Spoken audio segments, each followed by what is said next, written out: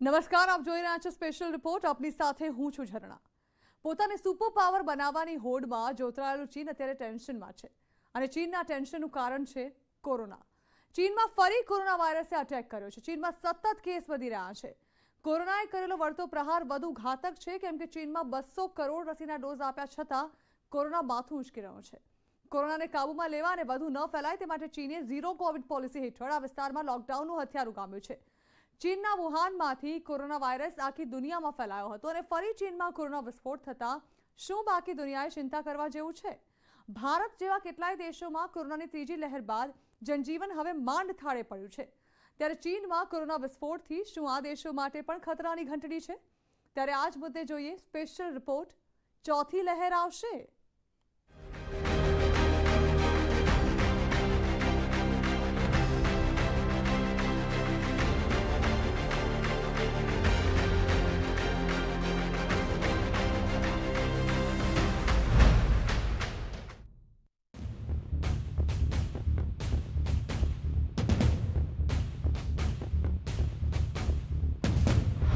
ચીનમાં કોરોનાની સુનામી.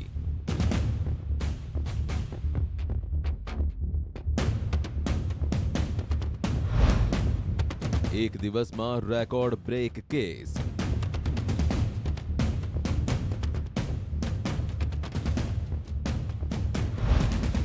શું દુનિયામાં ફરી તબાહી મચાવશે કોરોના?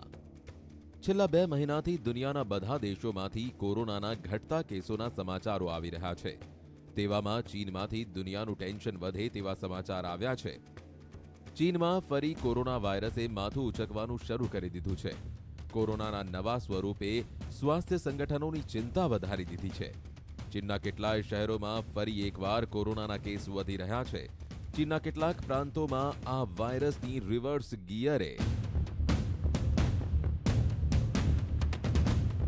આ કહાનીને ઘણા અંશે સ્પષ્ટ કરી દીધી છે.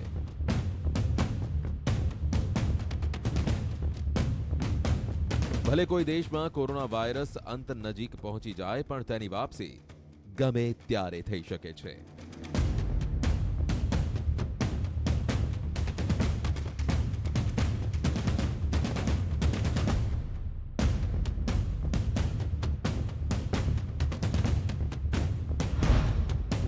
ચીનના 10 પ્રાંતોમાં લગાવાયું લોકડાઉન.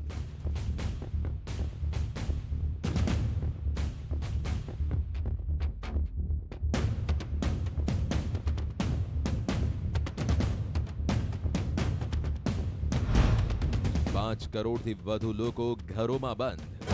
પણ હવે તે રેકોર્ડ તૂટી ગયો છે. આ કેસો બહારથી આવેલા લોકોના નથી. ચીન જોવા મળી. ચીનમાં અત્યાર સુધી કોરોનાના 1,16,902 કેસ નોંધાયા.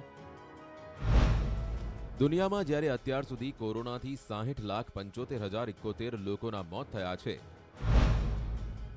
જ્યારે ચીનમાં આ મહામારીથી અત્યાર સુધી 4,636 લોકોના મોત નીપજ્યા છે.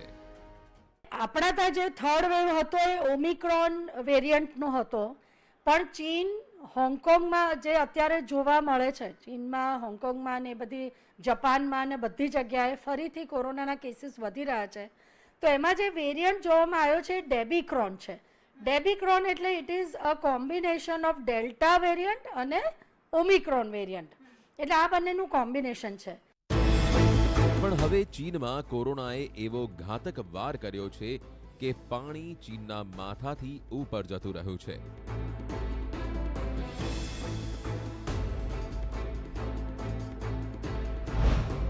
ચીનમાં સૌથી કફોડી સ્થિતિ ઉત્તર પૂર્વના જીલીન પ્રાંતની થઈ છે,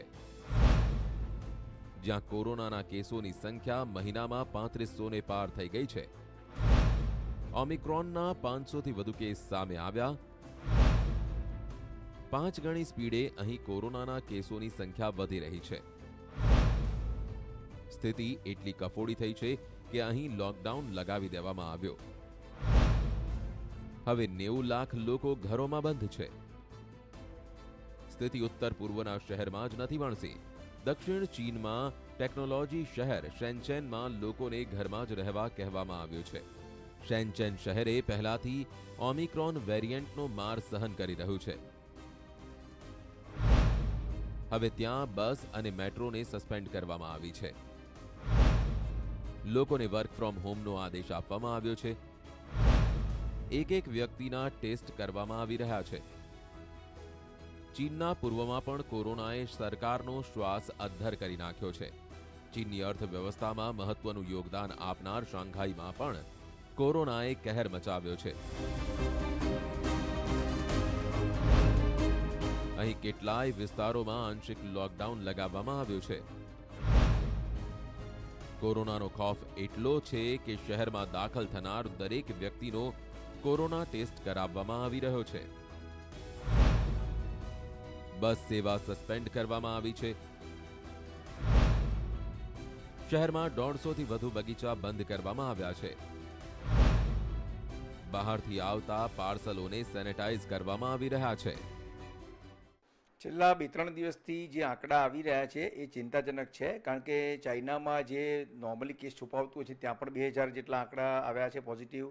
જર્મનીમાં આવ્યા છે, ઇટાલીમાં આવ્યા છે, ગઈકાલે ફ્રાન્સમાં પણ લાખની ઉપર કેસ ગયા છે.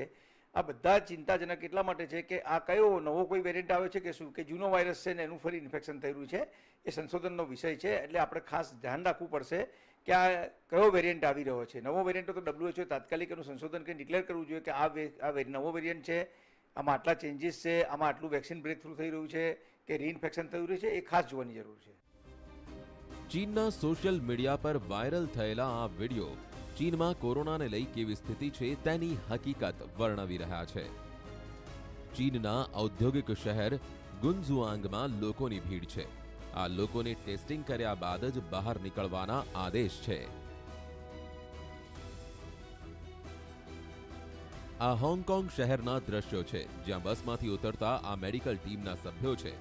હોંગકોંગમાં 75 મેડિકલ સભ્યોની ટીમને કોરોના કાબૂમાં લેવા માટે તૈનાત કરવામાં આવી છે. ચીનમાં સૌથી પહેલા કોરોનાના કેસ દેખાયા હતા. ત્યારબાદ ચીનમાં મોટાભાગના વિસ્તારમાં લોકડાઉન લગાવી દેવામાં આવ્યું હતું.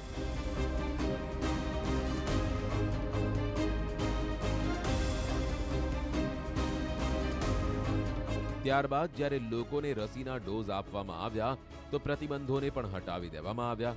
2021ની શરૂઆતથી જ ચીનમાં મોટા આયોજનોમાં લોકો ભેગા થતા જોવા મળ્યા. ચીનમાં નવા વર્ષની ઉજવણી, રાષ્ટ્રીય દિવસની ઉજવણી જેવા પ્રસંગે મોટી સંખ્યામાં લોકો ભેગા થયેલા જોવા મળ્યા, જ્યાં લોકો માસ્ક પહેર્યા વિના અને સોશિયલ ડિસ્ટન્સનું પણ પાલન નહોતા કરતા.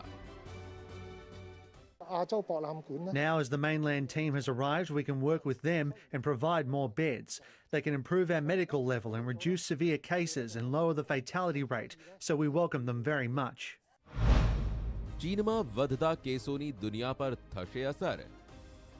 આ સવાલનો જવાબ હા પણ છે અને ના પણ છે. અત્યારે કેસોની સંખ્યા ઓછી લાગી રહી છે. જે કેસ આવી રહ્યા છે તેમાં લોકોને સામાન્ય લક્ષણો જોવા મળી રહ્યા છે. સામાન્ય લક્ષણોમાં લોકોને હોસ્પિટલમાં જવાની જરૂર નહીં પડે. ચીન 90% લોકોને કોરોનાની રસી પણ લગાવી ચૂક્યું છે. જો કે ચીન પોતાની ભૂલો પર પડદો પાડવા માટે કુખ્યાત છે. તેની સજા દુનિયા ભોગવી ચૂકી છે. ચીન પહેલા વાયરસને લઈ જાણકારી આપનારા વિરુદ્ધ કાર્યવાહી કરી ચૂક્યું છે. કોરોના મહામારીને શરૂ થયે 2 વર્ષ કરતાં વધુ સમય વીતી ચૂક્યો છે, છતાં પણ દુનિયાને કોરોના પેદા ક્યાંથી થયો તેની ખબર નથી. જ્યારે કોરોનાના મૂળમાં જવાનો પ્રયાસ થયો તો ચીને ટાળવાનો પ્રયાસ કર્યો. હાલનો વિસ્ફોટ જો નવા વેરિયન્ટને કારણે થઈ રહ્યો હોય તો દુનિયાએ ચિંતા કરવી પડશે. ચીને પણ સામે આવવું પડશે, કેમ કે એક નાની અમથી ભૂલ ફરી દુનિયાને આ મહામારીની ઝપેટમાં લાવી શકે છે. તો ચીનમાં જે રસી બનાવવામાં આવી હતી એ બહુ માઇલ્ડર ફોર્મની રસી છે, એટલે લોકોને ઇન્ફેક્શન લાગ્યા જ કરે છે. પણ આપણા સદનસીબે આપણા ત્યાં જે કોવિશિલ્ડ અને કોવેક્સિન જે વેક્સિન આપવામાં આવી છે, આ વેક્સિન આપણા ડેલ્ટા વેરિયન્ટ અને ઓમિક્રોન વેરિયન્ટ બધાની સામે લડી શકે છે.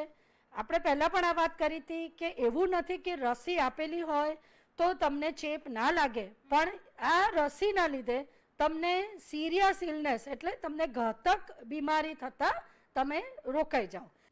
કોરોના લાંબા સમય સુધી જીવિત રહેતો વાયરસ છે.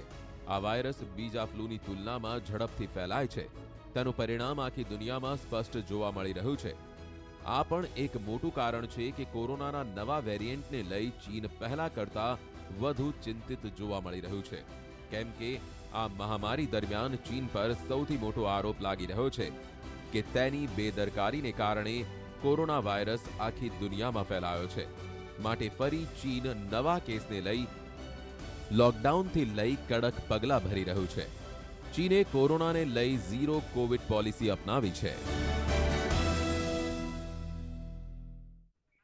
તો હવે સવાલ એ છે કે ચીનનો આ વેરિયન્ટ શું ભારત માટે ખતરનાક હોઈ શકે છે? આ વિશે વાત કરીશું એક બ્રેક બાદ.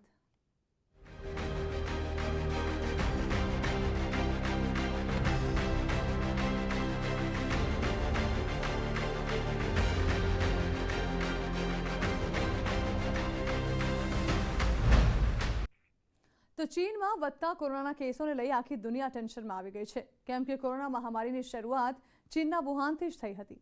પછી જ આખી દુનિયામાં કોરોના ફેલાયો હતો. ચીનમાં કોરોનાની નવી લહેર માટે સ્ટીલ્થ ઓમિક્રોનને જવાબદાર માનવામાં આવી રહ્યો છે. ત્યારે જોઈએ કે કેટલો ખતરનાક છે આ વેરિયન્ટ અને શું ભારતમાં પણ કોરોનાની નવી લહેર જોવા મળશે.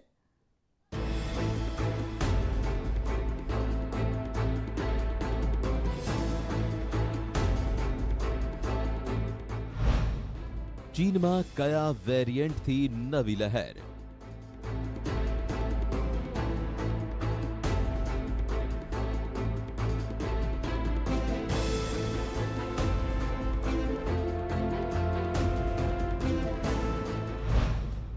કેટલો ખતરનાક છે નવો સબ વેરિયન્ટ?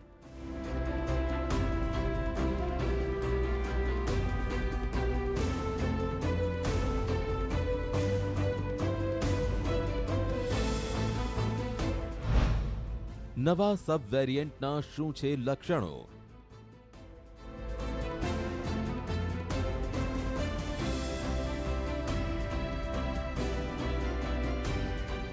દુનિયામાં જ્યાં કોરોના મહામારીના વળતા પાણી છે, ત્યાં ચીનમાં ઝડપથી વધતા કેસોને લઈ ચીનનું સરકારી તંત્ર સ્તબ્ધ થઈ ગયું છે.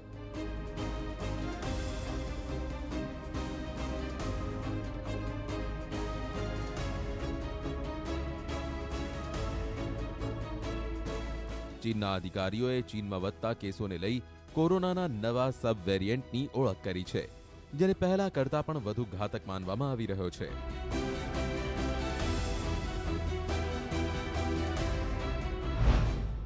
કોરોનાના આ સબ વેરિયન્ટને BA.2 વેરિયન્ટ કહેવામાં આવે છે, જે મૂળ વેરિયન્ટથી અલગ છે. માટે આ સબ વેરિયન્ટ ચિંતાજનક છે, કેમ કે તેની ઓળખ કરવી મુશ્કેલ થઈ જાય છે. WHOએ આ વેરિયન્ટને લઈ ચિંતા વ્યક્ત કરી છે. આ સબ વેરિયન્ટમાં સ્પાઇક પ્રોટીનમાં મહત્વનું મ્યુટેશન ગાયબ છે. આ મ્યુટેશનના કારણે જ કોરોના સંક્રમણની ઓળખને લઈ રેપિડ PCR ટેસ્ટ કરવામાં આવે છે. સ્ટીલ્થ ઓમિક્રોનમાં ચક્કર આવવા, થાક લાગવો મુખ્ય લક્ષણ છે. ઉપરાંત તાવ, ખાંસી, શરદી, હાર્ટ રેટ પણ વધે છે. કહેવામાં આવી રહ્યું છે કે આ સ્ટીલ્થ ઓમિક્રોન ચીનમાં ઝડપથી ફેલાઈ રહ્યો છે. ધીરે ધીરે ફિલિપાઇન્સ, નેપાળ, કતર, ડેનમાર્ક સહિતના દેશોમાં આ સબ વેરિયન્ટના કેસ આવવા લાગ્યા છે. ભારતમાં હજુ આ સબ વેરિયન્ટની એન્ટ્રી નથી થઈ, પણ લોકોએ માસ્ક અને સોશિયલ ડિસ્ટન્સનું પાલન કરવું જરૂરી છે.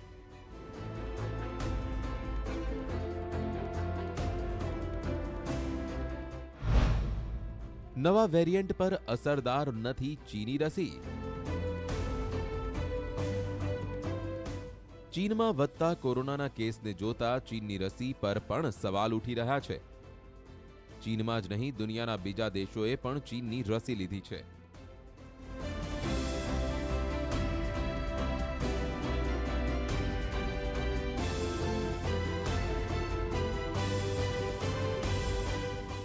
તો ચીનમાં જે રસી બનાવવામાં આવી હતી એ બહુ માઇલ્ડર ફોર્મની રસી છે, એટલે લોકોને ઇન્ફેક્શન લાગ્યા જ કરે છે.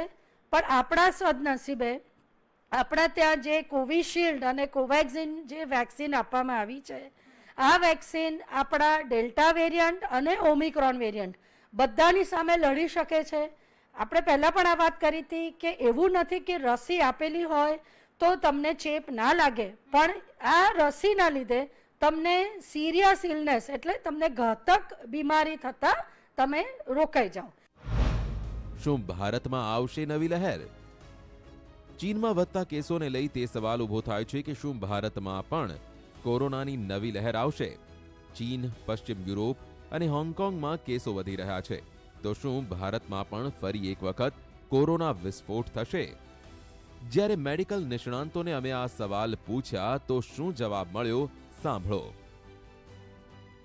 સેકન્ડ વેવમાં આપણે ત્યાં ખૂબ મોટા પ્રમાણમાં સંક્રમણ થયું હતું અને ત્રીજા વેવમાં જેમાં ઓમિક્રોન વેરિયન્ટ હતો એમાં તો લગભગ 70-80% લોકોને થઈ ગયો છે. અને બીજી વસ્તુ આપણે ત્યાં વેક્સિનેશનનું પ્રમાણ ખૂબ સારું છે. લગભગ 180 કરોડથી ઉપરના ડોઝ અપાઈ ચૂક્યા છે. આજથી લગભગ 12 થી 14 વર્ષમાં પણ શરૂ થવાની છે વેક્સિનેશન, અને ટૂંક સમયમાં 6 થી 12 માટે પણ આપણી પાસે વેક્સિન હવે અવેલેબલ થઈ જશે. તો આપણે મોટાભાગના લોકોને આપણે જો કવર કરી લઈશું તો કોરોનાનું સંક્રમણ મોટે પાયે થવાની શક્યતા ઓછી છે.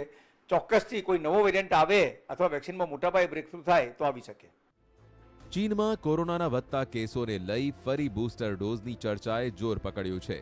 દેશમાં 60 થી વધુ ઉંમરના લોકો માટે બૂસ્ટર ડોઝ મંજૂર કરવામાં આવ્યો છે. આપણે જો બૂસ્ટર ડોઝ લઈએ, કારણ કે જ્યારે એન્ટીબોડીઝ આપણા શરીરની અંદર ફોર્મ થાય તો અમુક મહિનાઓ પછી એ એન્ટીબોડીનું ટાઇટર ઓછું થઈ જાય, એટલે આ બૂસ્ટર ડોઝ તમારા એ એન્ટીબોડીઝને ફરી બૂસ્ટ કરે અને તમારું એનું ટાઇટર વધી જાય, જેથી જો ફરીથી આ ઓમિક્રોન કે ડેબિક્રોન કે ડેલ્ટા વાયરસ કોઈ પણ વેરિયન્ટ હોય એ વેરિયન્ટનો મહામારી પાછી ફેલાય તો આ બૂસ્ટર ડોઝ આપણને એનાથી રક્ષણ આપશે. કોરોના સામે રસી જ અસરદાર છે. ભારતમાં અત્યાર સુધીના સ્ટડીમાં બહાર આવ્યું છે કે રસીના 2 ડોઝ લીધા હોય તો કોરોના ઘાતક નથી રહેતો અને દર્દીને સમય રહેતા બચાવી શકાય છે.